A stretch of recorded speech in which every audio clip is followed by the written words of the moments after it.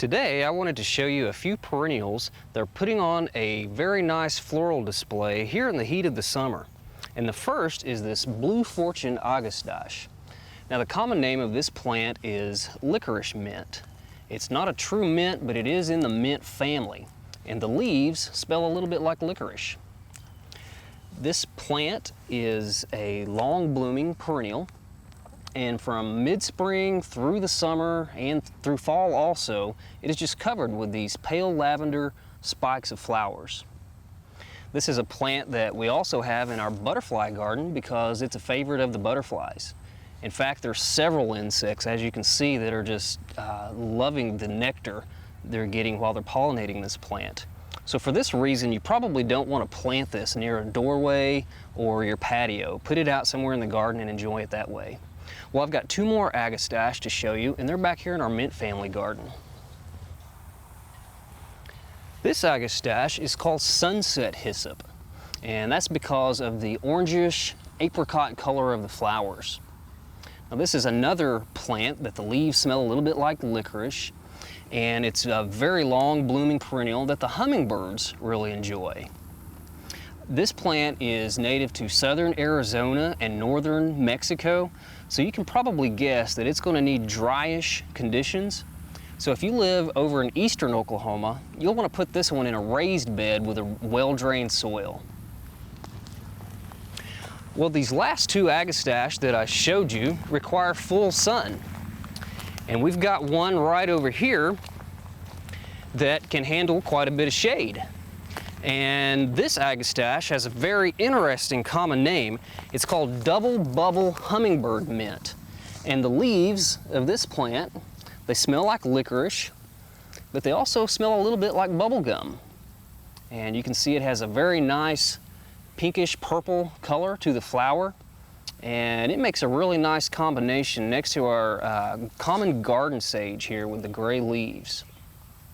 And you can see that this plant's doing very nicely here in the shade of our large hackberry.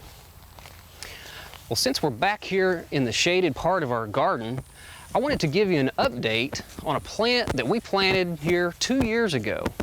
And that plant is the Amethyst toad lily. And you can see they're doing very nicely here in the garden. The plants are about 2.5 to 3 feet tall, and they've got nice healthy foliage and just scores of these little orchid-like flowers. And if you look down into the flower, you can see about 5 or 6 different colors. There are different blues, purples, white, yellow, and even a little bit of a reddish color. And they look very interesting because they have all these dots on the petals and sepals. Well, I'm happy to report that we've been really pleased with this plant last year and this year, and they've really made a nice addition to our garden. Well, I've got one more perennial I want to show you, and it's back here by our large loblolly pine. This next plant is a plant that I think no garden in Oklahoma should be without.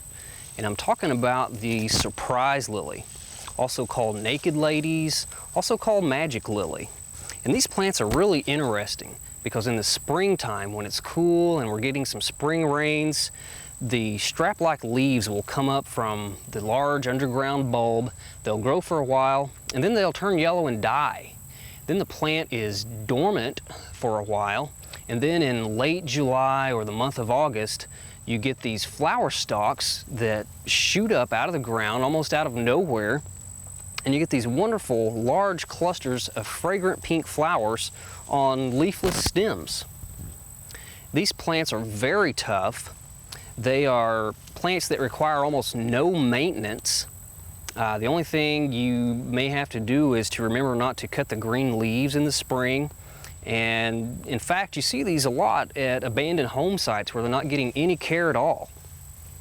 If you wanted to dig up the bulbs and divide them, or just simply dig them up and move them to another location in your garden, you'll want to do this right after the leaves fade in the spring. But don't expect the flowers for a year or two because they'll need a little bit of time to reestablish themselves.